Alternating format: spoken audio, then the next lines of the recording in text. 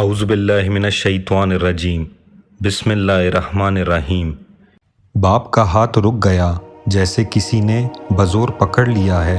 چھری ابھی چلنے نہ پائی تھی کہ تھم گئی۔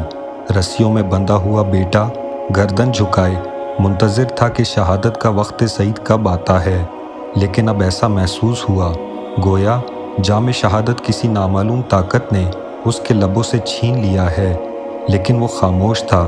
زبان کلمہ الہی کے ورد میں مصروف تھی، لب پر حرف سوال کیوں کر لاتا۔ بزرگ باپ کے چہرے پر اداسی چھلکنے لگی۔ وہ سوچتا تھا کیا میری قربانی بارگاہ الہی میں منظور نہیں ہوئی؟ حکم ربی یہ تھا کہ میں اپنے عزیز ترین شے کی قربانی دوں۔ میرے خدا، یقین کر مجھ پر کہ مجھے اسماعیل علیہ السلام سے زیادہ اس دنیا میں کچھ بھی عزیز نہیں۔ پھر ہاتھ کیوں نہیں اٹھتا؟ چھری کو کس نے پکڑ رکھا ہے؟ کیا مجھ پر محبت پسر غالب آ گئی ہے؟ نہیں، یہ بات تو نہیں۔ میرے دل کی دھڑکن تیز نہیں ہوئی، میری آنکھیں آنسوؤں سے خالی ہیں، میرے سینے سے آہ و سوزاں نہیں اٹھتی۔ پھر یہ سکون کیوں، یہ جمود کیوں؟ اچھا، پھر کوشش کروں گا، ایک بار پھر گلوئے فرزند پر چھری چلاؤں گا اور دیکھوں گا کہ کون سی طاقت اس فریضے کی ادائیگی میں میرے صدے راہ ہوتی ہے۔ حضرت ابراہیم علیہ السلام نے جس ہاتھ میں چھری تھام رکھی تھی اسے پھر بلند کیا۔ یہ کیا؟ چھری منو وزنی پتھر کی طرح بھاری کیوں ہو گئی؟ ہاتھ کی قوت کس نے سلب کر لی؟ آہ ابراہیم، تیرا مالک تجھ پر خفا ہے، کارساز عالم تجھ سے برگشتہ ہے۔ آہ میں کیا کروں؟ حضرت ابراہیم علیہ السلام نے فرط غم و غصے سے چھری کو زمین پر پٹخ دیا۔ ہاتھ سے چھوٹنے اور زمین تک پہنچنے کے درمیانی وقفے میں چھری کو قوت گویائی مل گئی۔ اس نے کہا، یا خلیل اللہ، مجھ پر یہ عطاب کیوں؟ یا خلیل اللہ، تیری آرزو ہے کہ میں اسماعیل علیہ السلام کو ذبح کروں، اور اللہ تعالیٰ کا حکم ہے کہ میں تیرے حکم کی تعمیل سے انکار کر دوں۔ میں نے وہی کیا جو رب جلیل کو منظور تھا۔ اس میں میری خطا کیا ہے؟ جب تو خود اس کے حکم سے سرتابی نہیں کر سکتا تو میری کیا مجال کہ قہر الہی کو بیدار کروں؟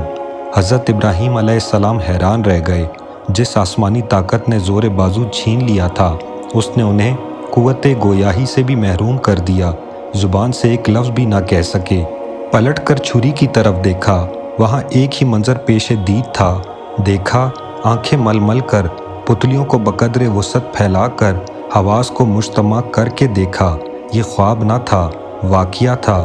چھری زمین پر گرنے کے بجائے ایک دمبے پر گری تھی اور اس کا خون زمین پر بہہ کر خلیل اللہ کے قدم چوم رہا تھا۔ حیرت زدہ پیغمبر نے دماغ پر زور دیا، لیکن عقل اس معمے کو حل کرنے سے قاصر تھی۔ دمبے کو اٹھا کر بیٹے کی طرف گئے، دیکھا کہ اس کے بند کھلے ہیں، رسیاں ٹوٹ کر زمین پر جا پڑی ہیں، اور فرزند فرما بردار دست بستہ کھڑا ہے اور کہہ رہا ہے، بابا آپ ادائے فرض سے قبل ہی مجھے چھوڑ کر کیوں چلے گئے؟ یہ غلام حکم پدر کی تعمیل کے لیے تیار ہے۔ حضرت ابراہیم علیہ السلام رو دیے، اپنی مجبوری پر یا قاضی الحاجات کی قدرت کاملہ پر روئے، اور اس قدر روئے کہ اپنا ہوش نہ رہا، غش کھا کر گر پڑے۔ دفعتاً آسمان سے صدا آئی، سکوت فضا کو چیرتی ہوئی، ماہ و انجم میں گونجتی ہوئی، ہر چاروں اطراف تھر تھراہٹ پیدا کرتی ہوئی۔ بے ہوش ابراہیم علیہ السلام نے گوش ہوش سے سنا، اے خلیل مت رو، اس امر پر کہ تو نے اپنے بیٹے کو راہ خدا میں قربان نہ کر سکا، میں نے اس کا فدیہ ایک ذبح عظیم سے دے دیا ہے۔ حضرت ابراہیم علیہ السلام کو ہوش آ گیا۔ وہ بے تابی میں زمین کی طرف، آسمان کی طرف، شرق و غرب، شمال و جنوب ہر طرف دیکھنے لگے۔ اس ندائے غیبی نے سوال کیا، اے خلیل، بتا کیا تجھے میرا حبیب محمد صلی اللہ علیہ وآلہ وسلم سب سے زیادہ عزیز نہیں ہے؟ پیغمبر نے کہا، میرے مالک، مجھ میں مجال انکار نہیں۔ پھر آواز آئی اور اس کی اولاد حضرت ابراہیم علیہ السلام نے اپنی پیشانی زمین پر رکھ کر کہا، صاحب کون و مکان، اس کی محبت کا دم نہ بھرنا کفر و الحاد میں شامل ہے۔ آواز قدرت آئی تو دیکھ، خلیل اللہ نے آسمان کی طرف آنکھ اٹھا کر دیکھا مگر دیکھنے کی تاب نہ تھی۔ آنکھوں میں آنسو امڑ آئے تھے، لب سے نالہ و فریاد نکل رہی تھی، سینے سے آہوں کا دھواں اٹھ رہا تھا، نگاہ مجروح ہوئی جاتی تھی۔ کیسے نہ دیکھتے؟ یہ حکم الہی تھا اور اس کی تعمیل سے انکار کون کر سکتا ہے؟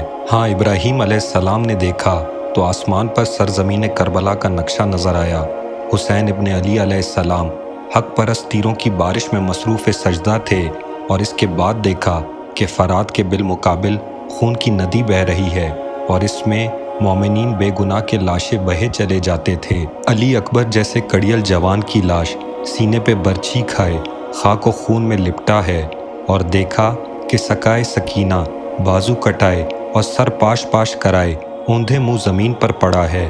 قاسم کے جسم کے ٹکڑے گھوڑوں کی سموں سے کربلا کی لہکتی دہکتی زمین پر بکھر رہے ہیں۔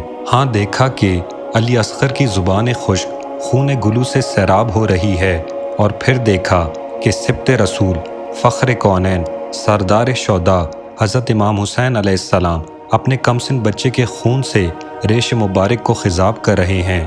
خاندان رسول صلی اللہ علیہ وآلہ وسلم کی باپردہ بیبیاں بے مکھنا و چادر ہیں اور اپنے بالوں سے چہرہ چھپائے سینہ کوبی کر رہی ہیں۔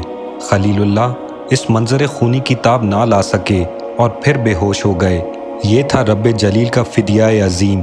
اسماعیل علیہ السلام بچ گئے، لیکن غریب الوطن تشنہ لب حسین علیہ السلام کٹ گئے۔ دونوں میں سے برتر کون تھا، اس کا فیصلہ قیامت کے روز وہی کرے گا جس نے فدیہ عظیم دیا۔